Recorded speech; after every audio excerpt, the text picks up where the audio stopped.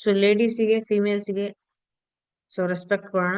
So ಯಾಕಂದ್ರೆ ಒಬ್ಬ women ಆಗಿ, ಒಬ್ಬ ತಾಯಿಯಾಗಿ, ಒಬ್ಬ ಮಗಳಾಗಿ, ಒಬ್ಬ ವೈಫ್ ಆಗಿ, ಒಬ್ಬ ಸಿಸ್ಟರ್ ಆಗಿ, ಸೊ ಡಿಫ್ರೆಂಟ್ ಡಿಫ್ರೆಂಟ್ ಸ್ಟೇಜಸ್ ಅಲ್ಲಿ ಅವಳ ಒಂದು ಕರ್ತವ್ಯನ ನಿಭಾಯಿಸ್ಕೊಂಡು ಹೋಗ್ತಾ ಇದ್ದಾಳೆ. ಸೊ ಅದಕ್ಕೆ ಹ್ಯಾಟ್ಸ್ ಆಫ್ ಹೇಳಿ, ಸೊ ರೆಸ್ಪೆಕ್ಟ್ ಕೊಡೋಣ. ಸೊ ಪ್ರತಿಯೊಬ್ಬರಿಗೂ ಆ ಇದ್ರ ಬಗ್ಗೆ ಮಾಹಿತಿ ಇರ್ಬೇಕು. ಯಾಕಂದ್ರೆ ಆ ಒಂದು ಸ್ಟೇಜ್ ಅಲ್ಲಿ ಆ ಪ್ರತಿಯೊಬ್ಬರಿಗೂ ಆ ತುಂಬಾನೇ ಸಮಸ್ಯೆ ಬರುತ್ತೆ. ಅದೆಲ್ಲಾ ಫೇಸ್ ಮಾಡ್ಕೊಂಡು, ಸೊ ಅದನ್ನೆಲ್ಲಾನು ಆ ಮನ್ಸಲ್ಲಿ ಇಟ್ಕೊಂಡು ಏನೇನ್ ಮಾಡ್ಬೇಕು, ಏನೇನ್ ಕರ್ತವ್ಯ ಇದೆ, ಸೊ ಅದನ್ನೆಲ್ಲಾನು ನೀಟಾಗಿ ಮ್ಯಾನೇಜ್ಮೆಂಟ್ ಮಾಡ್ಕೊಂಡು ಹೋಗುವಂತಹ ಒಂದು ಕೆಲ್ಸ ಏನಾದ್ರೂ ಇತ್ತು ಅಂದ್ರೆ, ಸೊ ಅಥವಾ ಮಾಡಕ್ ಆಗುತ್ತೆ ಅಂದ್ರೆ ಅದು ಹೆಣ್ಮಕ್ಳಿಗೆ ಅಂತ ಹೇಳಕ್ ಇಷ್ಟಪಡ್ತೀನಿ. So thank you so much for giving us a life. ಹೆಣ್ಮಕ್ಳಾಗಿ ಹುಟ್ಟಿರೋದಕ್ಕೆ ದೇವರಿಗೆ ಧನ್ಯವಾದ ಹೇಳಕ್ ಇಷ್ಟಪಡ್ತೀನಿ. ನೆಕ್ಸ್ಟ್ ಸೆಷನ್ ನ ಸ್ಟಾರ್ಟ್ ಮಾಡೋದಕ್ಕಿಂತ ಮುಂಚೆ ಲೇಡೀಸಿಗೆ ರೆಸ್ಪೆಕ್ಟ್ ಅಂದ್ರೆ ಅವಾಗಿನ ಮಟ್ಟಿಗೆ ಅಷ್ಟೇ ಅಲ್ಲ.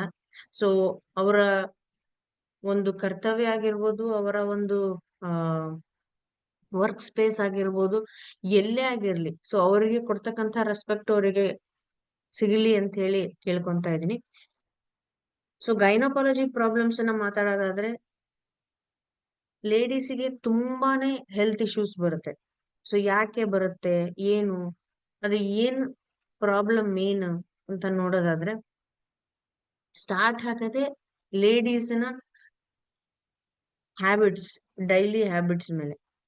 ಸೊ ಅವರ ಕೆಲ್ಸದ ಒತ್ತಡ ಆಗಿರ್ಬೋದು, ಅಥವಾ ಮನೆಯಲ್ಲಿ ಅವ್ರು ಮಾಡ್ತಕ್ಕಂತ ಕೆಲ್ಸ ಆಗಿರ್ಬೋದು, ಸೊ ಎಲ್ಲಾರ್ನು ತುಂಬಾ ಚೆನ್ನಾಗಿ ನೋಡ್ಕೊಂತಾರೆ. ಮನೆಯಲ್ಲಿರೋರು ಎಲ್ಲಾರ್ನು ಕರೆಕ್ಟ್ ಟೈಮಿಗೆ ಊಟ ತಿಂಡಿ ಎಲ್ಲಾನು ನೀಟಾಗಿ ಮ್ಯಾನೇಜ್ ಮಾಡ್ಕೊಂಡು ಹೋಗ್ತಾರೆ. ಬಟ್ ಅವರ ಹೆಲ್ತ್ ನ ಅವರು ಕಾಪಾಡ್ಕೊಂಡು ಹೋಗಕ್ಕೆ, ಮ್ಯಾನೇಜ್ ಮಾಡಕ್ಕೆ ಆಗಲ್ಲ. ಯಾಕಂದ್ರೆ ಸೊ ಎಲ್ಲಾರ್ನು ಅವ್ರವ್ರ ಕೆಲ್ಸಕ್ಕೆ ಕಳಿಸ್ಬಿಟ್ಟು ಎಲ್ಲಾ ಮ್ಯಾನೇಜ್ ಮಾಡಿ ಕೊನೆಗೆ ಇವ್ರು ಟೈಮ್ ಸಿಕ್ಕರೆ ಕರೆಕ್ಟ್ ಟೈಮಿಗೆ ತಿಂಡಿ ತಿಂತಾರೆ, ಇಲ್ಲ ಅಂದ್ರೆ ಇಲ್ಲ. ಈ ತರದ್ದು food habits, unhealthy food habits ಅನ್ನ ಸೊ ಲೇಡೀಸ್ ಫಾಲೋ ಅಪ್ ಮಾಡ್ತಾ ಇರ್ತಾರೆ. ಸೊ ಅದೇ ಮೇನ್ ರೀಸನ್ ಲೇಡೀಸಿಗೆ ತುಂಬಾನೇ ಸಮಸ್ಯೆ ಬರೋಕೆ ಮೇನ್ ರೀಸನ್ ಅಂದ್ರೆ ಅದೇ ಅನ್ಹೆಲ್ದಿ ಫುಡ್ ಹ್ಯಾಬಿಟ್ಸ್ ಆಗಿರ್ಬೋದು, ಅಥವಾ ಪ್ರಾಪರ್ ಟೈಮ್ ಮ್ಯಾನೇಜ್ಮೆಂಟ್ ಇಲ್ದ, ಫುಡ್ಡಿನ ಮ್ಯಾನೇಜ್ಮೆಂಟ್ ಇಲ್ದೆಲೆ ಸೊ ಒಂದು ಸಮಸ್ಯೆ ಬರ್ತಕ್ಕಂಥದ್ದು. ಬಟ್ ಕ್ರಮೇಣವಾಗಿ ಅವರಿಗೆ ಅವಾಗ ಗೊತ್ತಾಗೋದಿಲ್ಲ, ಬಟ್ ಕ್ರಮೇಣವಾಗಿ ಅದರ ಸಮಸ್ಯೆಗಳು ಜಾಸ್ತಿ ಆಗ್ತಾ ಹೋಗುತ್ತೆ. ಸೊ ಇದು ಒಂದು main reason.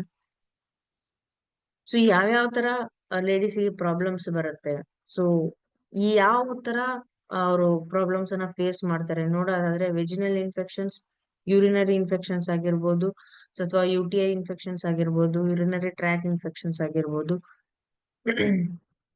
So mensuration cycle ಅಲ್ಲಿ ಇರೆಗ್ಯುಲಾರಿಟೀಸ್ ಆಗಿರ್ಬೋದು, ಫೈಬ್ರಾಯ್ಡ್ಸ್ ಆಗಿರ್ಬೋದು, ಓವರಿಯನ್ ಸಿಸ್ಟ್ ಪ್ರಾಬ್ಲಮ್ ಆಗಿರ್ಬೋದು, PCOS ಮತ್ತೆ PCOD ಪ್ರಾಬ್ಲಮ್ ಆಗಿರ್ಬೋದು, ಅಥವಾ ಹೆವಿ ಮೆನ್ಸುರಲ್ ಬ್ಲೀಡಿಂಗ್ ಆಗಿರ್ಬೋದು. ಸೊ ಇದಿಷ್ಟು ಲೇಡೀಸಿಗೆ ರೆಗ್ಯುಲರ್ ಗೆ ಬರ್ತಕ್ಕಂತ ಸಮಸ್ಯೆ.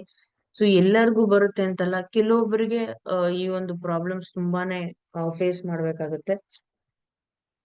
ಸೊ ಯಾಕೆ ಈ ಪ್ರಾಬ್ಲಮ್ಸ್ ಬರುತ್ತೆ, ಏನು ಮೇನ್ ರೀಸನ್ ನೋಡ್ತಾ ಹೋಗೋದಾದ್ರೆ, ಸೊ ಕಾಮನ್ ಗೈನಿಕಲ್ ಪ್ರಾಬ್ಲಮ್ಸ್. ಸೊ ಯಾಕೆ ಬರುತ್ತೆ, ಸೊ ಮೇನ್ ಪ್ರಾಬ್ಲಮ್ಸ್ ಅಂದ್ರೆ ಯಾವ್ದ್ಯಾವ್ದು, ಸೊ ನೋಡ್ತಾ ಹೋಗೋಣ. ಫೈಬ್ರಾಯ್ಡ್ಸ್. ಸೊ ಇವಾಗಿನ ಒಂದು ಲೈಫ್ ಸ್ಟೈಲ್ ಅಲ್ಲಿ ಫೈಬ್ರಾಯ್ಡ್ಸ್ ಇವಾಗ ತುಂಬಾನೇ ಕಾಮನ್ ಆಗಿದೆ. Fibroids, ovarian cyst. ಸೊ ಇದು ಎರಡು ಯಾಕೆ ಬರುತ್ತೆ, ಸೊ ಮೇನ್ ಆಗಿ ನಮ್ಮ food habits. So urinary infection ಆಗಿರ್ಬೋದು, ಯುಟ್ರೈನ್ ಫೈಬ್ರಾಯ್ಡ್ಸ್ ಆಗಿರ್ಬೋದು, ಸೊ ಟ್ಯೂಮರ್ಸ್ ಆಗಿ ಕನ್ವರ್ಟ್ ಆಗಿ ಅದಾದ್ಮೇಲೆ ಕ್ಯಾನ್ಸರ್ ಆಗಿ ಕನ್ವರ್ಟ್ ಆಗುತ್ತೆ. ಸೊ ಫೈಬ್ರಾಯ್ಡ್ಸ್ ನಾವು ಇನಿಷಿಯಲ್ ಸ್ಟೇಜ್ ಅಲ್ಲಿ ಇದ್ದಾಗ ನಾವು ಅದನ್ನ ರಿಮೂವ್ ಮಾಡ್ಬೇಕು. ಸೊ ಯಾಕೆ ಅಂದ್ರೆ, ಸೊ ಫೈಬ್ರಾಯ್ಡ್ಸ್ ನಮಗೆ ಬರ್ತಾ ಬರ್ತಾ ಡೆವಲಪ್ಮೆಂಟ್ ಆಗಕ್ ಸ್ಟಾರ್ಟ್ ಆಗುತ್ತೆ. ಸೊ ಅದನ್ನ ನೆಗ್ಲೆಕ್ಟ್ ಮಾಡಿದ್ರೆ ಟ್ಯೂಮರ್ ಆಗಿ ಅದ ನೆಕ್ಸ್ಟ್ ಕ್ಯಾನ್ಸರ್ ಆಗಿ ಕನ್ವರ್ಟ್ ಆಗುತ್ತೆ. ಸೊ ಜನ ಮೇಜರ್ ಆಗಿ ಓವರಿಯನ್ ಸಿಸ್ಟ್ ಮತ್ತೆ ಫೈಬ್ರಾಯ್ಡ್ಸ್ ಇದು ಎರಡೂ ಸಮಸ್ಯೆಯಿಂದ ಗರ್ಭಕೋಶ ರಿಮೂವ್ ಮಾಡ್ಬೇಕು ಅನ್ನೋ ಒಂದು ಸ್ಟೇಜ್ ವರೆಗೂ ಹೋಗ್ತಾರೆ. ಎಲ್ಲರಿಗೂ ಈ ಒಂದು ಸಮಸ್ಯೆ ಬರ್ತಾ ಹೋಗುತ್ತೆ. ಯಾಕೆ, ಸೊ ಅದಕ್ಕೆ ಟ್ರೀಟ್ಮೆಂಟ್ ಇಲ್ವಾ? ಸೊ ಎಸ್, ಟ್ರೀಟ್ಮೆಂಟ್ ಇದೆ, ಬಟ್ ಇಂಗ್ಲಿಷ್ ಮೆಡಿಸಿನ್ಸ್ ಅಲ್ಲಿ ನಾನ್ ಡೈರೆಕ್ಟ್ ಆಗಿ ಹೇಳೋದಂದ್ರೆ ಇಂಗ್ಲಿಷ್ ಮೆಡಿಸಿನ್ಸ್ ಅಲ್ಲಿ ಟ್ರೀಟ್ಮೆಂಟ್ ಇಲ್ಲ. ಸೊ ಯಾಕೆ? ಫೈಬ್ರಾಯ್ಡ್ಸ್ ಮತ್ತೆ ಓವರಿಯನ್ ಸಿಸ್ಟ್ ನೀವು ಕ್ಲಿಯರ್ ಮಾಡ್ಬೇಕು ಅಂದ್ರೆ ಅದಕ್ಕೆ ಪರ್ಫೆಕ್ಟ್ ಮೆಡಿಸಿನ್ಸ್ ನ ನೀವು ಸಜೆಸ್ಟ್ ಮಾಡ್ಬೇಕು, ಪರ್ಫೆಕ್ಟ್ ಮೆಡಿಸಿನ್ಸ್ ನ ಫಾಲೋ ಅಪ್ ಮಾಡ್ಬೇಕು. ಸೊ ಅದು ಆಯುರ್ವೇದ ಅಥವಾ ಫುಡ್ ಸಪ್ಲಿಮೆಂಟ್ ಅಲ್ಲಿ ನೀವು ಮ್ಯಾನೇಜ್ ಮಾಡ್ಕೊಂತ ಹೋಗ್ಬೋದು. ಬಟ್ ಇಂಗ್ಲಿಷ್ ಮೆಡಿಸಿನ್ಸ್ ಅಲ್ಲಿ ಅದಕ್ಕೆ ಯಾವುದೇ ರೀತಿಯಾದಂತಹ ಪರ್ಟಿಕ್ಯುಲರ್ ಟ್ರೀಟ್ಮೆಂಟ್ ಇಲ್ಲ. ಸಿಸ್ಟ್ ಕ್ಲಿಯರ್ ಮಾಡ್ಬೇಕು ಅಂದ್ರೆ ಆಪರೇಟ್ ಮಾಡ್ಬೇಕು ಅಂತಾರೆ, ಇಲ್ಲ ಬ್ಲಾಸ್ಟ್ ಮಾಡ್ಬೇಕು ಅಂತಾರೆ. ಸೊ ಇಲ್ಲ ಕೆಲವೊಂದ್ ಟೈಮ್ ಅಲ್ಲಿ ರಿಸ್ಕ್ ಚಾನ್ಸಸ್ ಜಾಸ್ತಿ ಇದ್ರೆ ಸೊ ಗರ್ಭಕೋಶ ರಿಮೂವ್ ಮಾಡ್ಬೇಕು, ಬೇರೆ ಆಪ್ಷನ್ ಇಲ್ಲ ಅಂತ ಹೇಳ್ತಾರೆ. ಸೊ ಈ ತರದ ಸಮಸ್ಯೆ ಬರ್ತಾ ಇರೋದ್ರಿಂದ ಆದಷ್ಟು ಅದನ್ನ ಅವಾಯ್ಡ್ ಮಾಡ್ಬೇಕು, ಅದು ಬರ್ದೇ ಇರೋ ತರ ನೋಡ್ಕೋಬೇಕು ಅನ್ನೋದು main intention. So next ಪಾಲಿಸಿಸ್ಟ್ ovarian syndrome, that is PCOS. So PCOS ಬಂದ್ಬಿಟ್ಟು ಇರ್ರೆಗ್ಯುಲರ್ ಮೆನ್ಸುರೇಷನ್ ಸೈಕಲ್ ಆಗಿರ್ಬೋದು ಅಥವಾ ಹಾರ್ಮೋನ್ ಇಂಬ್ಯಾಲೆನ್ಸ್ ಆಗಿರ್ಬೋದು. ಸೊ ಈ ತರದ್ದು ಏನ್ ವೇರಿಯೇಷನ್ಸ್ ಆಗ್ತಾ ಇರತ್ತೆ. ಸೊ ಹೆವಿ ವೇಟ್ ಗೇನ್ ಆಗಿರ್ಬೋದು. ಸೊ ವೇಟ್ ಗೇನ್ ಕೂಡ ಒಂದು PCOS ಪ್ರಾಬ್ಲಮ್ ಗೆ ಒಂದು ಮೇನ್ ರೀಸನ್ ಅಂತಾನೆ ಹೇಳ್ಬೋದು. ಸೊ ವೇಟ್ ಗೇನ್ ಅಂದ್ರೆ ನಮ್ಮ ಫುಡ್ ಅಲ್ಲಿ ಇನ್ ಹ್ಯಾಬಿಟ್ಸ್ ಜಾಸ್ತಿ ಇರುತ್ತೆ, ಸೊ ಅವಾಗ ವೇಟ್ ಗೇನ್ ಆಗಿರುತ್ತೆ. ನೆಕ್ಸ್ಟ್ ಲಾಸ್ಟ್ ಬಂದ್ಬಿಟ್ಟು ಇನ್ಫರ್ಟಿಲಿಟಿ ಪ್ರಾಬ್ಲಮ್, ಫೋರ್ತ್ ಬಂದ್ಬಿಟ್ಟು. ಸೊ ಇನ್ಫರ್ಟಿಲಿಟಿ ಪ್ರಾಬ್ಲಮ್ ಬಂದ್ಬಿಟ್ಟು PCOS ಮತ್ತೆ PCOD ಪ್ರಾಬ್ಲಮ್ ಜಾಸ್ತಿ ಆಯ್ತು ಅಂದ್ರೆ ಸೊ ಇಲ್ಲಿ ನಿಮ್ಗೆ ಏನಾಗುತ್ತೆ, ಕರೆಕ್ಟ್ ಆಗಿ ಸೈಕಲ್ಸ್ ಫಾಲೋ ಆಗ್ತಾ ಇಲ್ಲ ಅಂದ್ರೆ ಸೊ ಇನ್ಫರ್ಟಿಲಿಟಿ ಪ್ರಾಬ್ಲಮ್ ಬರ್ತಾ ಹೋಗುತ್ತೆ. ಸೊ ಆದಷ್ಟು ಅದಕ್ಕೆ ಅರ್ಲಿ ಆಗಿ ಟ್ರೀಟ್ಮೆಂಟ್ಸ್ ನಾವು ಸ್ಟಾರ್ಟ್ ಮಾಡ್ಕೋಬೇಕು. And fifth common gynaec problem ಬಂದ್ಬಿಟ್ಟು ಸರ್ವಿಕಲ್ ಕ್ಯಾನ್ಸರ್. ಈ ಸರ್ವಿಕಲ್ ಕ್ಯಾನ್ಸರ್ ಬಂದ್ಬಿಟ್ಟು ಸರ್ವೈಕಲ್ ಕ್ಯಾನ್ಸರ್ ಅಂತ ಏನೇ ಕರಿತೀವಿ. ಸೊ ಸರ್ವಿಕ್ಸ್ ಇನ್ಫೆಕ್ಷನ್ಸ್ ಜಾಸ್ತಿ ಆಗ್ತಾ ಇರುತ್ತೆ. ಸರ್ವಿಕ್ಸ್ ಇನ್ಫೆಕ್ಷನ್ ಯಾವ್ದಕ್ಕಾಗುತ್ತೆ ಅಂದ್ರೆ ಸೊ ನಮ್ದ ಪ್ರಾಪರ್ ಯೂರಿನೇಷನ್ಸ್ ಇಲ್ಲ, ವಿಜಿನಲ್ ಇನ್ಫೆಕ್ಷನ್ಸ್ ಅನ್ನ ನೆಗ್ಲೆಕ್ಟ್ ಮಾಡಿರ್ತೀವಿ.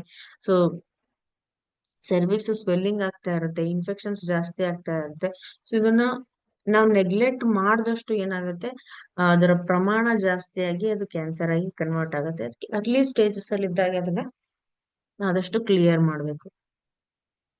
ಎಂಡೋಮೆಟ್ರಿಯೋಸಿಸ್ ಬಂದ್ಬಿಟ್ಟು ನಿಮ್ಗೆ ಸ್ವೆಲ್ಲಿಂಗ್ ಬರ್ತಾ ಇರತ್ತೆ, ಯುಟ್ರಸ್ ಸ್ವೆಲ್ಲಿಂಗ್ ಅಂತ ಕರೀತಾರೆ. ಸೊ ಈ ಯುಟ್ರಸ್ ಸ್ವೆಲ್ಲಿಂಗ್ ಬಂದ್ಬಿಟ್ಟು ಓವರೀಸ್ ಮತ್ತೆ ಫೆಲೋಪಿಯನ್ ಟ್ಯೂಬ್ ಮತ್ತೆ ಆ ಅದರ ಸುತ್ತಮುತ್ತ ಜಾಗ ನೀವು ಇಲ್ಲಿ ನೋಡ್ಬೋದು. ಸೊ ಇಲ್ಲಿ ಎಲ್ಲ ಡೆವಲಪ್ಮೆಂಟ್ ಆಗಕ್ ಸ್ಟಾರ್ಟ್ ಆಗುತ್ತೆ, ಸ್ವೆಲ್ಲಿಂಗ್ ಆಗಕ್ ಸ್ಟಾರ್ಟ್ ಆಗುತ್ತೆ, ಊತ ಬರಕ್ ಸ್ಟಾರ್ಟ್ ಆಗುತ್ತೆ. ಸೊ ಆ ಒಂದು ಕಂಡೀಷನ್ಸ್ ಅನ್ನ ಎಂಡೋಮೆಟ್ರಿಯೋಸಿಸ್ ಅಂತ ಕರಿತೀವಿ. ಸೊ ಈ ಒಂದು ಸ್ಟೇಜಸ್ ಅಲ್ಲೂ ಕೂಡ ಗರ್ಭಕೋಶ ರಿಮೂವ್ ಮಾಡ್ಬೇಕು, ಏನು ಆಪ್ಷನ್ ಇಲ್ಲ ಅಂತ ಹೇಳ್ತಾರೆ. ಸೊ ಅದಕ್ಕೆ ಆದಷ್ಟು ಇಷ್ಟು ಸಮಸ್ಯೆಯಿಂದ ಆ ಆದಷ್ಟು ಲೇಡೀಸ್ ಹೊರಗ್ ಬರ್ಬೇಕು. ಯಾಕಂದ್ರೆ ನಮ್ಮ ಹೆಲ್ತ್ ಬೇರೆ ಯಾರು ಕಾಪಾಡೋದಿಲ್ಲ, ನಾವೇ ನೋಡ್ಕೋಬೇಕು.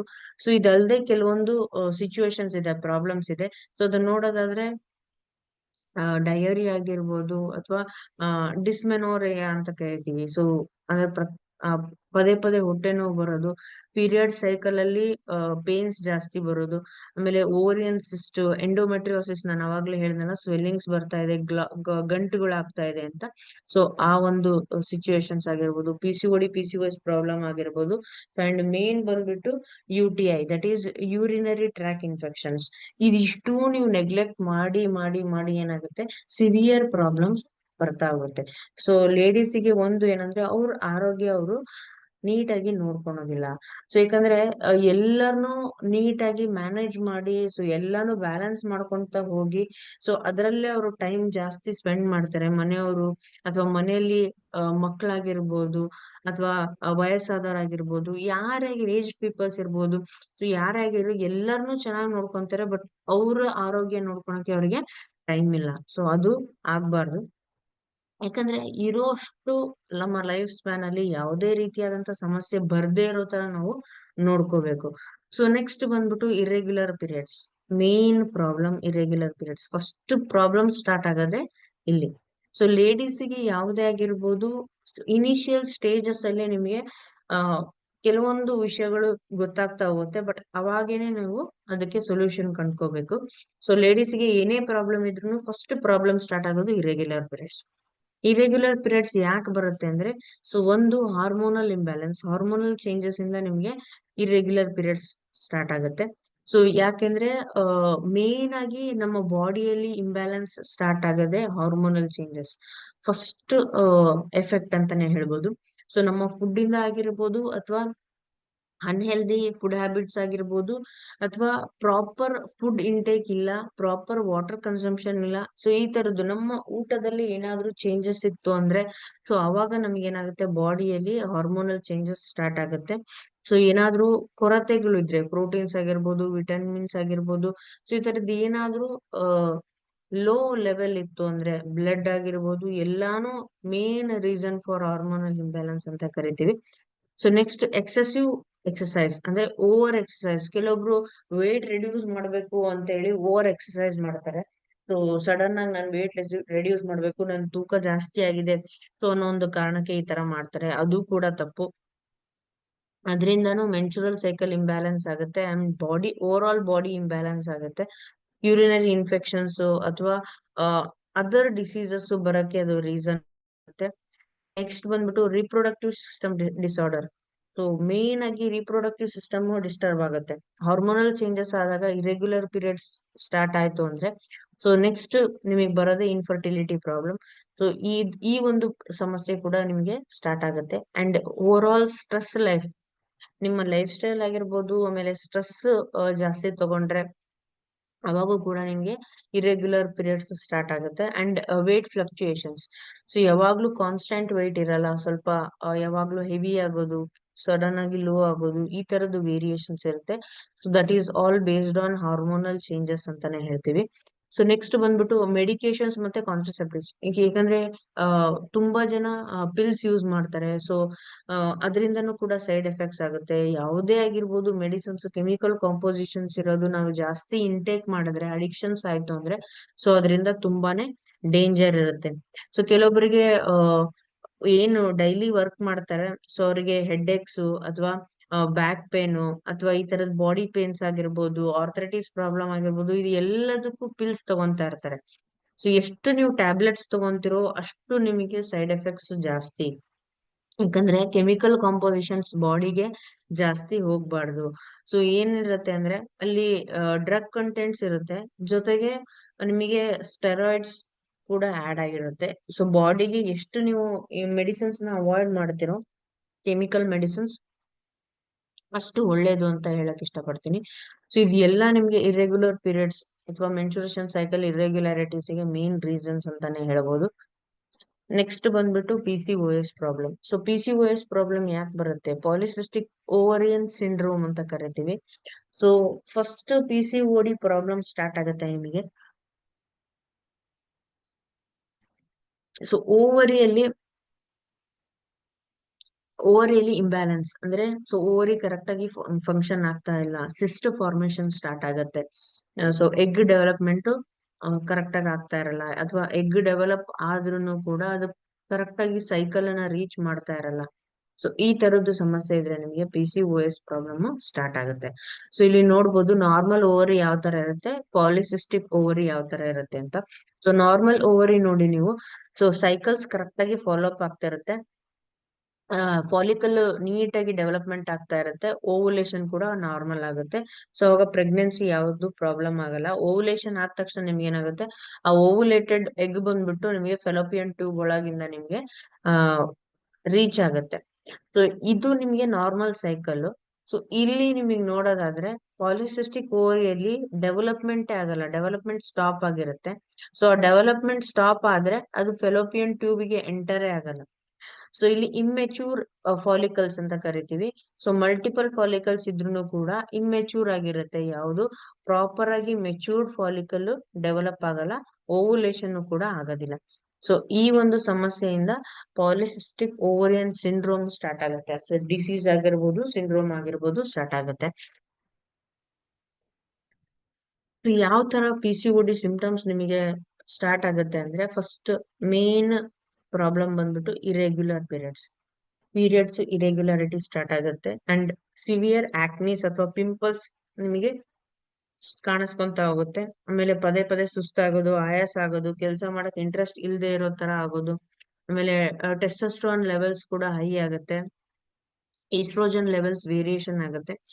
ಆಮೇಲೆ ಸ್ಕಿನ್ ಡಿಸ್ಕಲರೇಷನ್ ಅಂತ ಕರಿತೀವಿ, ಅಂದ್ರೆ ಸ್ಕಿನ್ ಅಲ್ಲಿ ಕಲರ್ ಚೇಂಜಸ್ ಆಗ್ತಾ ಹೋಗುತ್ತೆ, ಇಚ್ಚಿಂಗ್ ಆಗಿರ್ಬೋದು, ಇರಿಟೇಷನ್ಸ್ ಆಗಿರ್ಬೋದು ಜಾಸ್ತಿ ಆಗ್ತಾ ಹೋಗುತ್ತೆ. ಅಂಡ್ ಹೇರ್ ಥಿಕ್ನಿಂಗ್, ಹೇರ್ಸ್ ನಿಮ್ಗೆ ಥಿಕ್ ಆಗ್ತಾ ಹೋಗುತ್ತೆ. ಮೂಡ್ ಸ್ವಿಂಗ್ಸ್ ತುಂಬಾನೇ ಜಾಸ್ತಿ ಇರುತ್ತೆ. ಸೊ ಸಡನ್ ಆಗಿ ಅದಕ್ಕೋ ಒಂದಕ್ಕೆ ರೇಗಾಡೋದು ಅಥವಾ ಸೊ ಏನೇ ಆಗಿರ್ಬೋದು, ಸ್ವಲ್ಪ ಮೂಡ್ ಕ್ಲೆನ್ಸ್ ಅಂದ್ರೆ ಮೂಡ್ ನಾರ್ಮಲ್ ಆಗಿರಲ್ಲ. ಸೊ ಅವಾಗ ಅವಾಗ ಚೇಂಜಸ್ ಆಗ್ತಾನೆ ಇರುತ್ತೆ. ಅಂಡ್ ಓರಿಯನ್ ಸಿಸ್ಟ್ ಸ್ಟಾರ್ಟ್ ಆಗುತ್ತೆ. ಸೊ ಓರಿಯನ್ ಸಿಸ್ಟ್ ಸ್ಟಾರ್ಟ್ ಆದ್ರೆ ಅವಾಗ ನಿಮ್ಗೆ ಪಿ ಸಿ ಓ ಡಿ ಮತ್ತೆ ಪಿ ಸಿ ಓ ಎಸ್ ಎರಡು ಪ್ರಾಬ್ಲಮ್ ಸ್ಟಾರ್ಟ್ ಆಗುತ್ತೆ. ನೆಕ್ಸ್ಟ್ ಬಂದ್ಬಿಟ್ಟು ವೇಟ್ ಗೇನ್ ಅಥವಾ ಒಬ್ಯಾಸಿಟಿ ಅಂತ ಕರಿತೀವಿ. ಸೊ ನಾರ್ಮಲ್ ವೇಟ್ ಎಷ್ಟಿರ್ಬೇಕು ಅದಕ್ಕಿಂತ ಜಾಸ್ತಿ ಆಗ್ತಾ ಹೋಗುತ್ತೆ. ಸೊ ಯಾಕಂದ್ರೆ ಇರ್ರೆಗ್ಯುಲರ್ ಪೀರಿಯಡ್ಸ್ ಒನ್ಸ್ ಸ್ಟಾರ್ಟ್ ಆಯ್ತು ಅಂದ್ರೆ ಬಾಡಿಯಲ್ಲಿ ಟಾಕ್ಸಿನ್ ರಿಮೂವ್ ಆಗೋದಿಲ್ಲ. ಸೊ ಅವಾಗ ಏನಾಗುತ್ತೆ, ನಮ್ಮ ಬಾಡಿಯಲ್ಲಿ ಟಾಕ್ಸಿನ್ ಜಾಸ್ತಿ ಆದಂಗೆ ವೇಟ್ ಕೂಡ ಜಾಸ್ತಿ ಆಗುತ್ತೆ. ಅಂಡ್ ನೆಕ್ಸ್ಟ್ ಬಂದ್ಬಿಟ್ಟು ಅಬ್ನಾರ್ಮಲ್ ಫೇಶಿಯಲ್ ಹೇರ್ ಅಂತ. ಫೇಶಿಯಲ್ ಅಲ್ಲಿ ಅಂದ್ರೆ ಮುಖದ ಮೇಲೆ ಹೇರ್ಸ್ ಗ್ರೋತ್ ಸ್ಟಾರ್ಟ್ ಆಗುತ್ತೆ. ಸೊ ಅದು ಅಬ್ನಾರ್ಮಲ್ ಅಂತಾನೆ ಹೇಳ್ಬೋದು. ಸೊ ಇದೆಲ್ಲ ಆಗೋದು ಒಂದು ಹಾರ್ಮೋನಲ್ ಚೇಂಜಸ್ ಇಂದ ಮತ್ತೆ P C O D symptoms ಅಂತಾನೆ ಹೇಳ್ಬೋದು. ಸೊ ಇದಿಷ್ಟು ನಿಮಗೆ major P C O D symptoms. So P C O D ಮತ್ತೆ ಪಿ ಸಿ ಓ ಎಸ್ ಮಧ್ಯೆ ಡಿಫರೆನ್ಸ್ ನೀವು ನೋಡೋದಾದ್ರೆ, so P C O S ಬಂದ್ಬಿಟ್ಟು ಪಾಲಿಸಿಸ್ಟಿಕ್ ಓವರಿಯನ್ ಸಿಂಡ್ರೋಮ್ ಅಂತ ಕರಿತೀವಿ. P C O D polycystic ovarian disease ಅಂತ ಕರಿತೀವಿ. So ಇಲ್ಲಿ ನೀವು ನೋಡೋದಾದ್ರೆ ಮೆಟಬಾಲಿಕ್ ಡಿಸಾರ್ಡರ್ ಅಂತ ಕರಿತೀವಿ ಪಿ ಸಿ ಓ ಎಸ್ ಅನ್ನ. ಪಿ ಸಿ ಓ ಡಿ ಬಂದ್ಬಿಟ್ಟು ಮೇನ್ ಆಗಿ hormone imbalance. So hormone imbalance ಇಂದ ಈ ತರ ಆಗತ್ತೆ P C O D. So and ಅದು ಕಮ್ಮಿ ಟೈಮ್ ವರೆಗೂ ಇರುತ್ತೆ, ಅಂದ್ರೆ ಲಾಂಗ್ ಟೈಮ್ ವರೆಗೂ ಇರಲ್ಲ. ಸ್ವಲ್ಪ ಏನಾದ್ರೂ ಟ್ರೀಟ್ಮೆಂಟ್ ಚೇಂಜಸ್ ಮಾಡ್ಕೊಂಡ್ರೆ ಅದು ಸರಿ ಹೋಗುತ್ತೆ. But P C O S ಗೆ ನೀವು ರೆಗ್ಯುಲರ್ ಆಗಿ ಟ್ರೀಟ್ಮೆಂಟ್ ತಗೋಬೇಕು, ಲಾಂಗ್ ಟರ್ಮ್ ಟ್ರೀಟ್ಮೆಂಟ್ ತಗೋಬೇಕು. ಯಾಕಂದ್ರೆ ಇನಿಷಿಯಲ್ ಸ್ಟೇಜ್ ಅಲ್ಲಿ ಪಿ ಸಿ ಓ ಡಿ ಅಲ್ಲಿ ಇದ್ದಾಗ ನೀವು ಕ್ಲಿಯರೆನ್ಸ್ ಮಾಡ್ಕೊಂಡಿರಲ್ಲ. ಸೊ ಅದು ಪಿ ಸಿ ಓ ಎಸ್ ಗೆ ಕನ್ವರ್ಟ್ ಆಗಿರುತ್ತೆ. ಅಂದ್ರೆ ಇನ್ಫರ್ಟಿಲೇಷನ್ಸ್ ಜಾಸ್ತಿ ಆಗಿರುತ್ತೆ. ಯಾಕಂದ್ರೆ ಓವರಿ ಕರೆಕ್ಟ್ ಆಗಿ ಓವುಲೇಷನ್ಸ್ ಕರೆಕ್ಟ್ ಆಗಿ ಆಗ್ತಾ ಇರಲ್ಲ. ಸೊ ಅಲ್ಲಿವರೆಗೂ ಆ ಸ್ಟೇಜ್ ವರೆಗೂ ಹೋಗಿರುತ್ತೆ ಅದು. ಸೊ ನೆಕ್ಸ್ಟ್ ಬಂದ್ಬಿಟ್ಟು ಇಂಪ್ಯಾಕ್ಟ್ ಆನ್ ಹೆಲ್ತ್ ನೋಡೋದಾದ್ರೆ ನಿಮಗೆ ಬ್ರಾಡ್ ಇಂಪ್ಯಾಕ್ಟ್ ಆಗುತ್ತೆ. ಅಂದ್ರೆ ಹೋಲ್ ಬಾಡಿಗೆ ಎಫೆಕ್ಟ್ ಆಗುತ್ತೆ. So P C O D ಅಲ್ಲಿ ಬರೀ ರಿಪ್ರೊಡಕ್ಟಿವ್ ಸಿಸ್ಟಮಿಗೆ ಅಷ್ಟೇ ನಿಮ್ಗೆ ಎಫೆಕ್ಟ್ ಆಗಿರುತ್ತೆ. ಸೊ ನೆಕ್ಸ್ಟ್ ಸಿಂಪ್ಟಮ್ಸ್ ಅನ್ನ ನೋಡೋದಾದ್ರೆ ಇರೆಗ್ಯುಲರ್ ಪೀರಿಯಡ್ಸ್ ಆಗಿರ್ಬೋದು, ಎಕ್ಸೆಸಿವ್ ಹೇರ್ ಗ್ರೋತ್ ಆಗಿರ್ಬೋದು, ಆಕ್ನಿ, ವೇಟ್ ಗೇನ್, ಇನ್ಫರ್ಟಿಲಿಟಿ, ಈ ತರ ತುಂಬಾನೇ ಪ್ರಾಬ್ಲಮ್ಸ್ ಅಥವಾ ಇಶ್ಯೂಸ್ ಅನ್ನ ಫೇಸ್ ಮಾಡ್ತಾ ಇರ್ತೀವಿ. So P C O D ಅಲ್ಲಿ ಆದ್ರೆ ನಿಮ್ಗೆ just irregular periods, weight gain, excessive hair growth, ಆಮೇಲೆ ಫರ್ಟಿಲಿಟಿ ಇಶ್ಯೂಸ್ ಬರುತ್ತೆ. ಸೊ ಟ್ರೀಟ್ಮೆಂಟ್ ನ ನೋಡೋದಾದ್ರೆ ನಿಮ್ಮ ಲೈಫ್ ಸ್ಟೈಲ್ ಅನ್ನ ಚೇಂಜ್ ಮಾಡಬೇಕು, ಮೆಡಿಕೇಶನ್ಸ್ ನ ಫಾಲೋ ಅಪ್ ಮಾಡಬೇಕು, ಹಾರ್ಮೋನ್ ಥೆರಪಿ ಅಂದ್ರೆ ಹಾರ್ಮೋನಲ್ ಇಂಬ್ಯಾಲೆನ್ಸ್ ಏನಿದೆ ಸೊ ಅದನ್ನ ನಾರ್ಮಲ್ ಮಾಡ್ಕೋಬೇಕು. ಪಿ ಸಿ ಓ ಡಿ ಅಲ್ಲಿ ಅಷ್ಟೇ ಲೈಫ್ ಸ್ಟೈಲ್ ಚೇಂಜಸ್ ಮತ್ತೆ ಮೆಡಿಕೇಶನ್ಸ್ ನ ಫಾಲೋ ಅಪ್ ಮಾಡಬೇಕು. ಸೊ ಅಸೋಸಿಯೇಟಿವ್ ರಿಸ್ಕ್ ಅಂದ್ರೆ ಪಿ ಸಿ ಓ ಡಿ ಮತ್ತೆ P C O S problem ಇಂದ ಮತ್ತೆ ಯಾವ್ಯಾವ್ದು ನಿಮ್ಗೆ ಡಿಸೀಸಸ್ ಬರಬಹುದು. ಸೊ ಡಯಾಬಿಟೀಸ್ ಬರ್ಬೋದು, ಹಾರ್ಟ್ ಡಿಸೀಸಸ್ ಬರ್ಬೋದು, ಇನ್ಫರ್ಟಿಲಿಟಿ ಪ್ರಾಬ್ಲಮ್ ಬರ್ಬೋದು. ಅದೇ ಪಿ ಸಿ ಓ ಡಿ ಇಂದ ಆದ್ರೆ ನಿಮಗೆ ಫರ್ಟಿಲಿಟಿ ಪ್ರಾಬ್ಲಮ್, ಇನ್ಫರ್ಟಿಲಿಟಿ ಪ್ರಾಬ್ಲಮ್ ಆಗಿರ್ಬೋದು ಅಥವಾ ಮೆಟಬಾಲಿಕ್ ಇಶ್ಯೂಸ್ ಆಗಿರ್ಬೋದು. ಸೊ ಇದಿಷ್ಟು ನಿಮಗೆ ಬರ್ತಕ್ಕಂಥದ್ದು. So P C O D is the initial stage ಅಂತ ಕರಿತೀವಿ. ಸೊ ಆ ಇನಿಷಿಯಲ್ ಸ್ಟೇಜ್ ಅಲ್ಲಿ ನಿಮಗೆ ಈ ಸಮಸ್ಯೆಗಳನ್ನ ಕ್ಲಿಯರ್ ಮಾಡ್ಕೊಂಡ್ರೆ ಫ್ಯೂಚರ್ ಅಲ್ಲಿ ಯಾವುದೇ ರೀತಿಯಾದಂತ ಪ್ರಾಬ್ಲಮ್ಸ್ ಬರೋದಿಲ್ಲ. ಸೊ ಯಾಕಂದ್ರೆ ಫ್ಯೂಚರ್ ಅಲ್ಲಿ ಪ್ರಾಬ್ಲಮ್ಸ್ ಅಂದ್ರೆ ಪಿ ಸಿ ಓ ಡಿ ಇರೋದು ಪಿ ಸಿ ಓ ಎಸ್ ಆಗಿ ಕನ್ವರ್ಟ್ ಆಗುತ್ತೆ. ಅವಾಗ ನೀವು ಲಾಂಗ್ ಟರ್ಮ್ ಟ್ರೀಟ್ಮೆಂಟ್ ಅನ್ನ ತಗೋಬೇಕು. ಸೊ ಫೀಮೇಲ್ ಇನ್ಫರ್ಟಿಲಿಟಿಗೆ ಮೇನ್ ರೀಸನ್ ಬಂದ್ಬಿಟ್ಟು ಜೆನೆಟಿಕ್ ಇನ್ಫರ್ಟಿಲಿಟಿ ಅಂತ ಕರಿತೀವಿ. ಸೊ ಜೆನೆಟಿಕ್ ಇಂದ ಬರ್ಬೋದು ಅಥವಾ ಜೀನ್ಸ್ ಇಂದ ಬರ್ಬೋದು ಅಥವಾ ಏಜ್ ಫ್ಯಾಕ್ಟರ್ ಆಗಿರ್ಬೋದು ಅಥವಾ ಫೆಲೋಪಿಯನ್ ಟ್ಯೂಬ್ ಅಲ್ಲಿ ಏನಾದ್ರು ಇನ್ಫೆಕ್ಷನ್ಸ್ ಇತ್ತು ಅಥವಾ ಫೆಲೋಪಿಯನ್ ಟ್ಯೂಬ್ ಅಲ್ಲಿ ಏನಾದ್ರು ಬ್ಲಾಕೇಜಸ್ ಇತ್ತು ಅಂದ್ರೆ ಬರೋದಾಗಿರ್ಬೋದು ಅಥವಾ ಇರೆಗ್ಯುಲರ್ ಪೀರಿಯಡ್ಸ್ ಅಂತ ಕರಿತೀವಿ. ಸೊ ಅದರಿಂದ ಬರ್ಬೋದು. ಅಂದ್ರೆ ಓವುಲೇಷನ್ ಸೈಕಲ್ ನಾರ್ಮಲ್ ಇಲ್ಲ ಅಂದಾಗ ಅಸೈಕ್ಲಿಕ್ ಓವ್ಯುಲೇಷನ್ ಅಂತ ಕರಿತೀವಿ. ಸೊ ಅದರಿಂದ ಕೂಡ ಬರ್ಬೋದು. ಅಂಡ್ ಇಮ್ಯುನೋಲಾಜಿಕಲ್ ಇನ್ಫರ್ಟಿಲಿಟಿ ಅಂತ ಕರಿತೀವಿ. ಸೊ ಇಮ್ಯುನೋಲಾಜಿಕಲ್ ಇನ್ಫರ್ಟಿಲಿಟಿ ಬಂದ್ಬಿಟ್ಟು ಸ್ಪರ್ಮ್ ನಿಮಗೆ ಓವುಲೇಷನ್ ಗೆ ಸಪೋರ್ಟ್ ಮಾಡೋದಿಲ್ಲ. ಸೊ ಅವಾಗ ನಿಮಗೆ ಆ ತರ ಸಮಸ್ಯೆ ಬರ್ಬೋದು. ಅಂಡ್ ನೆಕ್ಸ್ಟ್ ಬಂದ್ಬಿಟ್ಟು ಪ್ಯಾಥಾಲಜಿ ಆಫ್ ದ ಯುಟರಸ್ ಅಂತ ಕರಿತೀವಿ. ಸೊ ಅಂದ್ರೆ ಯುಟರಸ್ ಇನ್ಫೆಕ್ಷನ್ಸ್ ಏನಾದ್ರು ಇತ್ತು ಅಂದ್ರೆ, ಯುಟರಸ್ ಸ್ವೆಲ್ಲಿಂಗ್ ಇತ್ತು ಅಂದ್ರೆ, ಸೊ ಅವಾಗೂ ಕೂಡ ನಿಮ್ಗೆ ಇನ್ಫರ್ಟಿಲಿಟಿ ಪ್ರಾಬ್ಲಮ್ ಬರ್ತಾ ಹೋಗುತ್ತೆ. ಸೊ ಯಾಕೆ ನಾವು ನೆಗ್ಲೆಕ್ಟ್ ಮಾಡ್ತೀವಿ ಅಂದ್ರೆ, ಸೊ ಸಣ್ಣ ವಿಷಯ ಇದ್ದಾಗೆ ಅಥವಾ ಸಣ್ಣ ಪ್ರಾಬ್ಲಮ್ಸ್ ಇದ್ದಾಗೆ ಅದಕ್ಕೆ ಸೊಲ್ಯೂಷನ್ಸ್ ಅನ್ನ ನಾವು ಫೈಂಡ್ ಔಟ್ ಮಾಡಲ್ಲ. ಸೊ ಆ ಪ್ರಾಬ್ಲಮ್ಸ್ ದೊಡ್ಡದಾದಾಗೆ ನಾವು ಅದಕ್ಕೆ ಸೊಲ್ಯೂಷನ್ಸ್ ನ ಫೈಂಡ್ ಔಟ್ ಮಾಡ್ತಿದೀವಿ. ಸೊ ಅದನ್ನ ಫಸ್ಟ್ ಅವಾಯ್ಡ್ ಮಾಡ್ಬೇಕು. ಸೊ ಸರ್ವಿಕಲ್ ಡಿಸ್ಪ್ಲೇಸಿಯಾ ಅಂತ ಕರಿತೀವಿ. ಸೊ ಸರ್ವಿಕಲ್ ಡಿಸ್ಪ್ಲೇಸಿಯಾ ಅಂದ್ರೆ, ಸೊ ನೀವು ನೋಡ್ಬೋದು ಸರ್ವಿಕಲ್ ಕ್ಯಾನ್ಸರ್ ನ ಲೀಡ್ ಮಾಡುತ್ತೆ ಅದು. ಸರ್ವಿಕಲ್ ಕ್ಯಾನ್ಸರ್ಸ್ ಒನ್ಸ್ ಸ್ಟಾರ್ಟ್ ಆಯ್ತು ಅಂದ್ರೆ ಸೊ ಸರ್ವಿಕಲ್ ಕ್ಯಾನ್ಸರ್ ಸ್ಟಾರ್ಟ್ ಆದ್ರೆ ನಿಮಗೆ ಯುಟರಸ್ ಅನ್ನ ರಿಮೂವ್ ಮಾಡಬೇಕಾಗತ್ತೆ. ಸೊ ಇಲ್ಲಿ ನೋಡಿ, ಸೊ ಇದು ನಾರ್ಮಲ್ ಸರ್ವಿಕಲ್. ಸೊ ಸರ್ವಿಕಲ್ ಅಲ್ಲಿ ಇನ್ಫೆಕ್ಷನ್ಸ್, ಈ ಭಾಗದಲ್ಲಿ ನಿಮ್ಗೆ ಇನ್ಫೆಕ್ಷನ್ಸ್ ಸ್ಟಾರ್ಟ್ ಆಗುತ್ತೆ. ಸೊ ಅರ್ಲಿ ಸ್ಟೇಜಸ್ ಅಲ್ಲಿ ಇದ್ದಾಗ ಸ್ವಲ್ಪ ಸಣ್ಣ ಪ್ರಮಾಣದಲ್ಲಿ ಇರುತ್ತೆ ಇನ್ಫೆಕ್ಷನ್ಸ್. ಇಲ್ಲಿ ನೋಡ್ಬೋದು ಇಷ್ಟಷ್ಟೇ ಇನ್ಫೆಕ್ಷನ್ಸ್ ಆಗಿರುತ್ತೆ. ಸೊ ಅದನ್ನ ನೀವು ಸರಿ ಮಾಡ್ಕೋಬೇಕು. ಇಲ್ಲ ನೀವು ಬಿಡ್ತಾ ಹೋದ್ರೆ ಏನಾಗುತ್ತೆ, ಸೊ ಇದು ಲೇಟರ್ ಸ್ಟೇಜ್ ಅಲ್ಲಿ ತುಂಬಾನೇ ಡೀಪ್ ಆಗಿ ಕ್ರಿಯೇಟ್ ಆಗುತ್ತೆ. ಸೊ ಈ ತರ ಸ್ಟೇಜ್ 2 ಅಲ್ಲಿ ಸರ್ವಿಕಲ್ ಕ್ಯಾನ್ಸರ್ ನಿಮಗೆ ಫುಲ್ ಡೆವಲಪ್ ಆಗಿರುತ್ತೆ. ಸೊ ಅವಾಗ ಯುಟ್ರಸ್ ನ ರಿಮೂವ್ ಮಾಡ್ಬೇಕಾಗಿರುತ್ತೆ. ಸೊ ಈ ತರದ್ದು ಕ್ಯಾನ್ಸರ್ಸ್ ಅನ್ನ ಲೀಡ್ ಮಾಡುತ್ತೆ ಅದು ಏನಂದ್ರೆ ನಿಮ್ಮ ನೆಗ್ಲೆಕ್ಟ್. ನೀವು ನೆಗ್ಲೆಕ್ಟ್ ಮಾಡಿದ್ರೆ ಸೊ ಎಲ್ಲಾ ಸಮಸ್ಯೆಗಳು ನಿಮ್ಮ ಕೈಯಲ್ಲೇ ಸಾಲ್ವ್ ಆಗೋದಿರುತ್ತೆ. ಬಟ್ ನೆಗ್ಲೆಕ್ಟ್ ಇಂದ ಏನಾಗುತ್ತೆ, ನೀವು ಅದನ್ನ ಜಾಸ್ತಿ ಮಾಡ್ಕೊಂತೀರ. ಸೊ ನೆಕ್ಸ್ಟ್ ಇನ್ನೂ ಒಂದು ಪ್ರಾಬ್ಲಮ್ಸ್ ನೀವು ನೋಡೋದಾದ್ರೆ ಓವರಿಯನ್ ಸಿಸ್ಟ್ ಅಂತ ಹೇಳಿದೆ ಅವಾಗ್ಲೇ ನಾನು. ಸೊ ಈ ಓವರಿಯನ್ ಸಿಸ್ಟ್ ನಿಮಗೆ ಯಾವ ತರ ಬರುತ್ತೆ ಅಂದ್ರೆ, ಸೊ ಇಲ್ಲಿ ನೋಡಿ, ಇದು ನಾರ್ಮಲ್ ಯುಟ್ರಸ್. ಸೊ ಯುಟ್ರಸ್ ಅಲ್ಲಿ ಇದು ovary, left and write ovaries ಇರುತ್ತೆ. ಸೊ ಇಲ್ಲಿ ಬಂದ್ಬಿಟ್ಟು ನಿಮಗೆ ಒಂದು ಓವರಿ ನಾರ್ಮಲ್ ಆಗಿದೆ, ಇನ್ನೊಂದು ಓವರಿಯಲ್ಲಿ ಸಿಸ್ಟ್ ಫಾರ್ಮೇಶನ್. ಸಿಸ್ಟ್ ಅಂದ್ರೆ ಗಂಟು ಅಂತ ಕರಿತೀವಿ. ಸೊ ಗಂಟು ಅಥವಾ ಕ್ಲಾಟಿಂಗ್ಸ್ ಆಗಿರ್ಬೋದು ಅಥವಾ ಗಡ್ಡೆ ಆಗಿರ್ಬೋದು. ಸೊ ಅದು ಓವರಿಯನ್ ಸಿಸ್ಟ್ ಅಂದ್ರೆ ಓವರಿಯಲ್ಲಿ ಗಡ್ಡೆ ಆಗಿರೋದ್ರಿಂದ ಓವರಿಯನ್ ಸಿಸ್ಟ್ ಅಂತ ಕರಿತೀವಿ. ಸೊ ಇದನ್ನ ನಾವು ಏನ್ ಮಾಡ್ಬೇಕು, ಅರ್ಲಿ ಸ್ಟೇಜಸ್ ಅಲ್ಲಿ ಕ್ಲಿಯರ್ ಮಾಡ್ಬೇಕು, ಅಥವಾ ಗಡ್ಡೆ ಆಗದೆ ಇರೋ ತರ ನಮ್ಮ ಹೆಲ್ತ್ ನ ಕಾಪಾಡ್ಕೊಂಡು ಹೋಗ್ಬೇಕು. ಇನ್ನೂ ಒಂದು ಮೇಜರ್ ಪ್ರಾಬ್ಲಮ್ ಬಂದ್ಬಿಟ್ಟು ಫೆಲೋಪಿಯನ್ ಟ್ಯೂಬ್ ಬ್ಲಾಕೇಜ್ ಅಂತ ಕರಿತೀವಿ. ಸೊ ಮೇಜರ್ ಇನ್ಫರ್ಟಿಲಿಟಿಗೆ ಮೇನ್ ರೀಸನ್ ಬಂದ್ಬಿಟ್ಟು ಫೆಲೋಪಿಯನ್ ಟ್ಯೂಬ್ ಬ್ಲಾಕೇಜ್.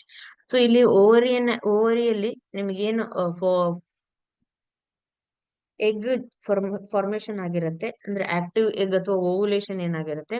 ಸೊ ಆ ಓವುಲೇಟ್ ಆಗಿರುವಂತಹ ಎಗ್ ಬಂದ್ಬಿಟ್ಟು ಇಲ್ಲಿಂದ ಪಾಸ್ ಆಗಿ ನಿಮಗೆ ಇಲ್ಲಿ ಪ್ಲೇಸ್ ಆಗ್ಬೇಕು. ಸೊ ಈ ಜಾಗದಲ್ಲಿ ಪ್ಲೇಸ್ ಆಗಿ ಇಲ್ಲಿ ನಿಮ್ಗೆ ಬೇಬಿ ಡೆವಲಪ್ಮೆಂಟ್ ಸ್ಟಾರ್ಟ್ ಆಗುತ್ತೆ. ಸೊ ಅಲ್ಲಿ ನಿಮಗೆ ಇಲ್ಲಿಂದ ಬರೋಕೆ ಇಲ್ಲಿ ಬ್ಲಾಕೇಜಸ್ ಇದೆ. ಸೊ ಬ್ಲಾಕೇಜಸ್ ಇದೆ ಅಂದ್ರೆ ಇಲ್ಲಿಂದ ಇಲ್ಲಿಗೆ ಪಾಸ್ ಆಗೋದಿಲ್ಲ. ಸೊ ಅವಾಗ ನಿಮಗೆ ಇನ್ಫರ್ಟಿಲಿಟಿ ಪ್ರಾಬ್ಲಮ್ ಸ್ಟಾರ್ಟ್ ಆಗುತ್ತೆ, ಫೆಲೋಪಿಯನ್ ಟ್ಯೂಬ್ ಬ್ಲಾಕೇಜ್ ಆಗುತ್ತೆ.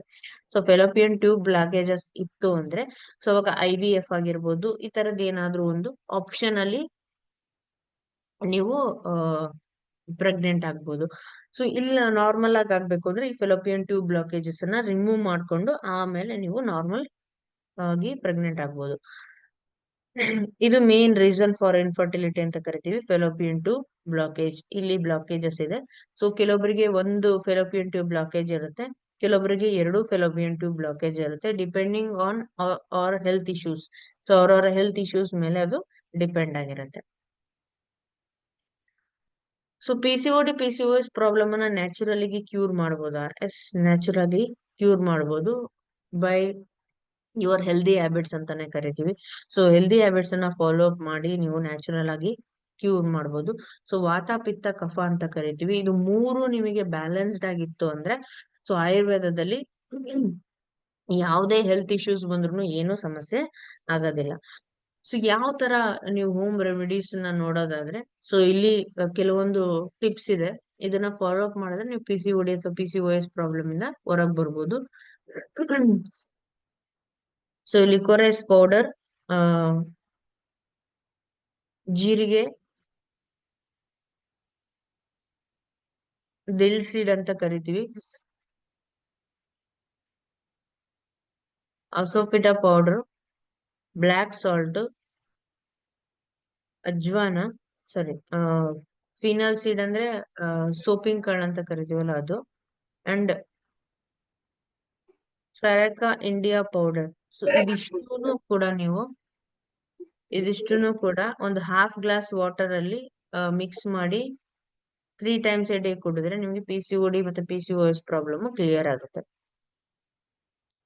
ಸೊ ಇಲ್ಲ ನಾನು ಹೋಮ್ ರೆಮಿಡೀಸ್ ಯೂಸ್ ಮಾಡ್ತೀನಿ ಅಂದ್ರೆ ನೀವು ಡೈಲಿ ಏನ್ ಯೂಸ್ ಮಾಡ್ತೀರಾ, ಡೈಲಿ ಬಳಕೆ ಮಾಡೋದ್ರ ಜೊತೆಗೆ ನೀವು ಅರ್ಶಿನ ಜಾಸ್ತಿ ಯೂಸ್ ಮಾಡ್ಬೇಕು.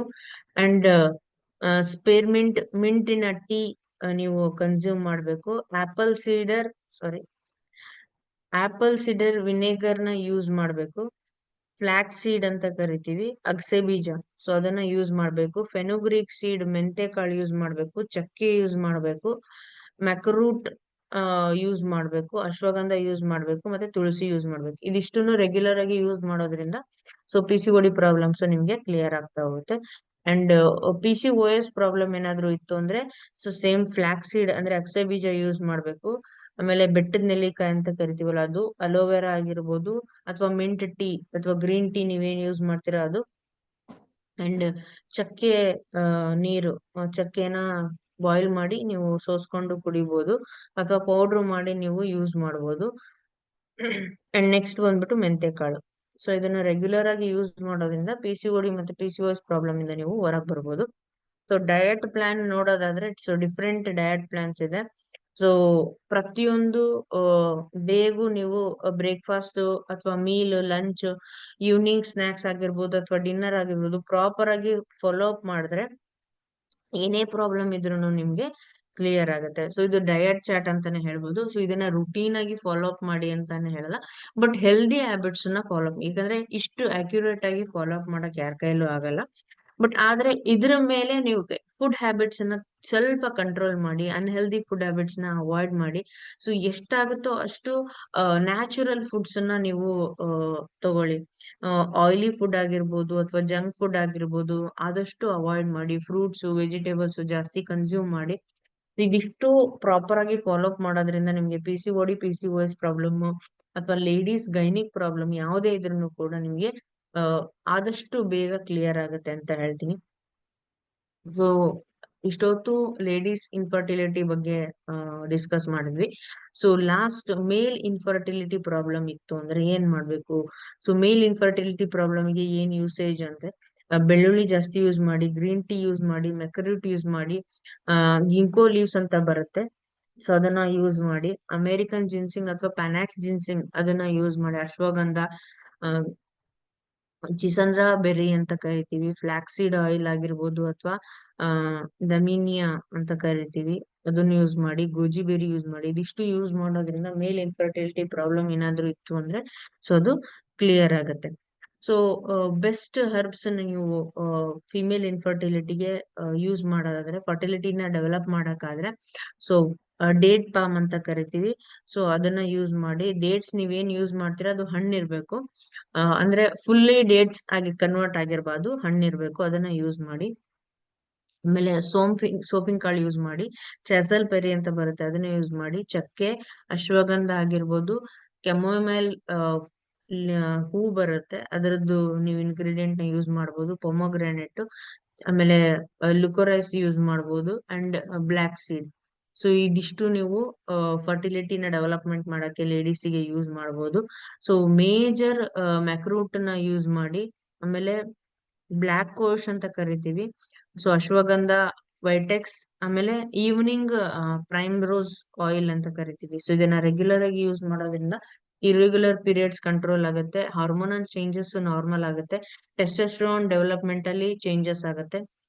ಈ ತರ ರಿಪ್ರೊಡಕ್ಟಿವ್ ಆರ್ಗನ್ಸ್ ಕೂಡ ನಿಮ್ಗೆ ಇಂಪ್ರೂವ್ ಆಗುತ್ತೆ. ಇದೆಲ್ಲಾನು ನಿಮಗೆ ಹರ್ಬಲ್ ಇಂಗ್ರೀಡಿಯೆಂಟ್ಸ್. ಸೊ ಅದನ್ನ ನ್ಯಾಚುರಲ್ ವೇನಾಗಿ ನೀವು ಫರ್ಟಿಲಿಟಿನ ಡೆವಲಪ್ಮೆಂಟ್ ಮಾಡೋಕೆ. ಸೊ ನಾರ್ಮಲ್ ಫರ್ಟಿಲಿಟಿ ನೀವು ನೋಡ್ಬೋದು. ಸೊ ನಾನು ಅವಾಗ್ಲೇ ಹೇಳಿದೆ ಎಗ್ ರಿಲೀಸ್, ಓವುಲೇಷನ್ ಆಗುತ್ತೆ. ಸೊ ಇಲ್ಲಿ ನಿಮ್ಗೆ ಓವುಲೇಷನ್ ಆಗಿ ಎಗ್ ರಿಲೀಸ್ ಆಗುತ್ತೆ. ಸೊ ಎಗ್ ರಿಲೀಸ್ ಆಗಿರೋದು ಸ್ಪರ್ಮ್ ಜೊತೆಗೆ ಕನೆಕ್ಟ್ ಆಗಿ ಇಲ್ಲಿ ನಿಮಗೆ ಫರ್ಟಿಲೈಸೇಷನ್ಸ್ ಸ್ಟಾರ್ಟ್ ಆಗುತ್ತೆ. ಫರ್ಟಿಲೈಸೇಷನ್ ಏನಾಗುತ್ತೆ, ಎಂಬ್ರಿಯೋ ಆಗಿ ಡೆವಲಪ್ಮೆಂಟ್ ಆಗುತ್ತೆ. ಸೊ ಅದನ್ನ ಇಂಪ್ಲಾಂಟೇಶನ್ಸ್ ನಾವು ಮಾಡ್ತೀವಿ. ಸೊ ಇಂಪ್ಲಾಂಟೇಶನ್ ಆಗಿ ಬೇಬಿ ಡೆವಲಪ್ ಆಗುತ್ತೆ. ಸೊ ಫೈನಲಿ ನಿಮಗೆ ಬೇಬಿ ಆಗುತ್ತೆ. ಸೊ ಇದು ಫರ್ಟಿಲೈಸೇಷನ್ ಪ್ರೊಸೆಸ್ ಅಂತಾನೆ ಹೇಳ್ತೀವಿ. ಜಸ್ಟ್ ಫಾರ್ ಇನ್ಫಾರ್ಮೇಶನ್ ಅನ್ನ ಕ್ಲಾರಿಟಿ ಕೊಟ್ಟಿದ್ದು. ನಾನು ಅವಾಗ್ಲೇ ಹೇಳ್ದೆ ಇನ್ಫರ್ಟಿಲಿಟಿ ಪ್ರಾಬ್ಲಮ್ಸ್ ಬರುತ್ತೆ ಅಂತ. ಸೊ ಲೇಡೀಸಿಗೆ ಅಷ್ಟೇ ಅಲ್ಲ, ಮೆನ್ಸಿಗೂ ಕೂಡ ಇನ್ಫರ್ಟಿಲಿಟಿ, ಮೇಲ್ ಇನ್ಫರ್ಟಿಲಿಟಿ ಅಂತ ಕರಿತೀವಿ. ಸೊ ಇವಾಗ ಅದು ಕಾಮನ್ ಆಗಿದೆ because of routine life cycle ಅಂತಾನೆ ಹೇಳ್ಬೋದು. ಸೊ ಸ್ಟ್ರೆಸ್ ಲೈಫ್ ಆಗಿರ್ಬೋದು ಅಥವಾ ಬೇರೆ ಏನೇನೋ ಪ್ರಾಬ್ಲಮ್ಸ್ ಆಗಿರ್ಬೋದು, ಫುಡ್ ಹ್ಯಾಬಿಟ್ಸ್ ಆಗಿರ್ಬೋದು. ಸೊ ಇದು ಕಾಮನ್ ಆಗಿದೆ. ಮೇಜರ್ ಮೇಲ್ ಇನ್ಫರ್ಟಿಲಿಟಿ ಪ್ರಾಬ್ಲಮ್ಸ್ ಬಂದ್ಬಿಟ್ಟು ಸ್ಪರ್ಮ್ ಕೌಂಟ್ ಡೌನ್ ಆಗೋದಾಗಿರ್ಬೋದು, ಎರೆಕ್ಟೈಲ್ ಡಿಸ್ಫಂಕ್ಷನ್ ಅಂತ ಕರಿತೀವಿ ಅದಾಗಿರ್ಬೋದು, ಅಬ್ಸ್ಟ್ರಾಕ್ಷನ್ ಇನ್ ಜೆನೆಟಿಕ್ ಟ್ರ್ಯಾಕ್ ಅಲ್ಲಿ ಏನಾದ್ರು ಅಬ್ಸ್ಟ್ರಾಕ್ಷನ್ಸ್ ಆಗಿದ್ರೆ, ಅಥವಾ ಸ್ಪರ್ಮ್ ಮೊಬಿಲಿಟಿ ಏನಾದ್ರು ಲೋ ಇತ್ತು ಅಂದ್ರೆ, ಸ್ಟ್ರಕ್ಚರಲ್ ಡಿಫೆಕ್ಟ್ ಇತ್ತು ಅಂದ್ರೆ, ಅಥವಾ ಸೀಮನ್ ವಾಲ್ಯೂಮ್ ಡೌನ್ ಇತ್ತು ಅಂದ್ರೆ, ಇದಿಷ್ಟು ಕೂಡ major cause for mail infertility ಅಂತ ಕರಿತೀವಿ. ಸೊ ಅದಕ್ಕೆ ನಾನು ಏನ್ ಹರ್ಬ್ಸ್ ಯೂಸ್ ಮಾಡ್ಬೇಕು ಅಂತಾನು ಹೇಳಿದೆ. ಸೊ ಅದನ್ನ ಪ್ರಾಪರ್ ಆಗಿ ಯೂಸ್ ಮಾಡಿದ್ರೆ ಸೊ ಇನ್ಫರ್ಟಿಲಿಟಿನ ನೀವು ರೆಡ್ಯೂಸ್ ಮಾಡ್ಕೋಬಹುದು. ಸೊ ಥ್ಯಾಂಕ್ಸ್ ಟು ಫೋವೆ, ಯಾಕಂದ್ರೆ ಮೇಲ್ ಇನ್ಫರ್ಟಿಲಿಟಿ ಪ್ರಾಬ್ಲಮಿಗೆ ಒಂದು ಮೇಜರ್ ಸೊಲ್ಯೂಷನ್ ಬಂದಿದೆ, ಸೂಪರ್ ಪವರ್ ಪ್ಲಸ್. ಸೊ ಇದನ್ನ ನೀವು ಯೂಸ್ ಮಾಡೋದ್ರಿಂದ, ರೆಗ್ಯುಲರ್ ಆಗಿ ಯೂಸ್ ಮಾಡೋದ್ರಿಂದ ಸೊ ಆ ಒಂದು ಸಮಸ್ಯೆಯಿಂದ ಹೊರಗೆ ಬರ್ಬೋದು. ಸೊ ನಾನೇನ್ ಹರ್ಬಲ್ ಇಂಗ್ರೀಡಿಯೆಂಟ್ಸ್ ಹೇಳಿದೆ, ಸೊ ಅದ್ರ ಜೊತೆಗೆ ನಿಮ್ಗೆ ಸಪ್ಲಿಮೆಂಟ್ ಆಗಿ ಪವರ್ ಪ್ಲಸ್ ನ ಯೂಸ್ ಮಾಡಿ. ಸೊ ಹರ್ಬಲ್ ಇಂಗ್ರೀಡಿಯೆಂಟ್ಸ್ ಯೂಸ್ ಮಾಡ್ಲಿಲ್ಲ ಅಂದ್ರೂ ಪರವಾಗಿಲ್ಲ, ಪವರ್ ಪ್ಲಸ್ ಯೂಸ್ ಮಾಡಿದ್ರೆ ನಿಮ್ಗೆ ಸಮಸ್ಯೆಗಳು ಕ್ಲಿಯರ್ ಆಗುತ್ತೆ ಅಂತಾನೆ ಹೇಳ್ಬೋದು. ಸೊ ಯಾಕಂದ್ರೆ ವೈಟಾಲಿಟಿ ಆಗಿರ್ಬೋದು, ಎನರ್ಜಿ, ಸ್ಟಾಮಿನಾ ಆಗಿರ್ಬೋದು ಬೂಸ್ಟ್ ಅಪ್ ಮಾಡುತ್ತೆ. ಸೊ ಯಾವುದೇ ಇನ್ಫರ್ಟಿಲಿಟಿ ಪ್ರಾಬ್ಲಮ್ ಇದ್ರೂ ಕೂಡ ನೀವು ಯೂಸ್ ಮಾಡಬಹುದು. ಸೊ ಯಾವುದೇ ಹೆಸಿಟೇಷನ್ಸ್ ಇಲ್ಲ, ಯಾವುದೇ ಸೈಡ್ ಎಫೆಕ್ಟ್ಸ್ ಇರಲ್ಲ, ನಾರ್ಮಲ್ ವೇ ಆಗಿ ನಿಮ್ಗೆ ಫರ್ಟಿಲಿಟಿಗೆ ಹೆಲ್ಪ್ ಮಾಡುತ್ತೆ ಅಂತ ಹೇಳ್ಬೋದು. ಸೊ ಯಾರೇ ಆಗಿರ್ಬೋದು ಯೂಸ್ ಮಾಡ್ಬೋದು. So only for men. So ಮುಂಚೆ ಪವರ್ ಪ್ಲಸ್ ನೀವು ಮೇಲ್ ಅಂಡ್ ಫಿಮೇಲ್ ಎರಡು ಯೂಸ್ ಮಾಡಬಹುದಾಗಿತ್ತು. ಬಟ್ ಇವಾಗ ಹೊಸ ಅಡಿಷನ್ ಏನ್ ಬಂದಿದೆ, so that is only for males ಅಂತಾನೆ ಹೇಳ್ಬೋದು. ಸೊ ಯೂಸ್ ಮಾಡಿದ್ರೆ ನಿಮಗೆ ತುಂಬಾನೇ ಸ್ಟ್ರೆಂತ್ ಆಗುತ್ತೆ, ಆಮೇಲೆ ಇನ್ಫರ್ಟಿಲಿಟಿ ಪ್ರಾಬ್ಲಮ್ ಇದ್ರೆ ಕ್ಲಿಯರ್ ಆಗುತ್ತೆ ಅಂತಾನೆ ಹೇಳ್ಬೋದು. So next major and last gynaec problem ಬಂದ್ಬಿಟ್ಟು ಮೆನೋಪಾಸ್ ಪ್ರಾಬ್ಲಮ್. ಸೊ ಯಾಕಂದ್ರೆ ಏಜ್ ಆದ ಮೇಲೆ ನಿಮಗೆ ಏನಾಗುತ್ತೆ, ಮೆನೋಪಾಸ್ ಸೈಕಲ್ ಸ್ಟಾರ್ಟ್ ಆಗುತ್ತೆ. ಅಂದ್ರೆ ಪೀರಿಯಡ್ಸ್ ಸ್ಟಾಪ್ ಆಗೋ ಒಂದು ಸ್ಟೇಜ್ ಏನಿದೆ ಅದನ್ನ ಮೆನೋಪಾಸಲ್ ಸ್ಟೇಜ್ ಅಂತ ಕರಿತೀವಿ. ಸೊ ಆ ಒಂದು ಸ್ಟೇಜ್ ಅಲ್ಲಿ ನಿಮ್ಗೆ ಸುಸ್ತಾಗೋದಾಗಿರ್ಬೋದು, ಅಥವಾ ಬೆವರು ಜಾಸ್ತಿ ಬರೋದಾಗಿರ್ಬೋದು, ಅಥವಾ ಏನಂದ್ರೆ ತುಂಬಾನೇ ಇರಿಟೇಷನ್ಸ್ ಆಗೋದಾಗಿರ್ಬೋದು, ವೇಟ್ ಗೇನ್ ಆಗೋದಾಗಿರ್ಬೋದು, ಅಥವಾ ಇರೆಗ್ಯುಲರ್ ಪೀರಿಯಡ್ಸ್ ಅಂತ ಕರಿತೀವಿ. ಕೆಲವೊಬ್ಬರಿಗೆ 2 ಮಂತ್ಸ್ ಒನ್ಸ್ ಆಗುತ್ತೆ, ಕೆಲವೊಬ್ಬರಿಗೆ 3 ಮಂತ್ಸ್ ಒನ್ಸ್ ಆಗುತ್ತೆ. ಈ ತರ ವೇರಿಯೇಷನ್ಸ್ ಇರುತ್ತೆ, ಮೂಡ್ ಸ್ವಿಂಗ್ಸ್ ತುಂಬಾನೇ ಇರುತ್ತೆ.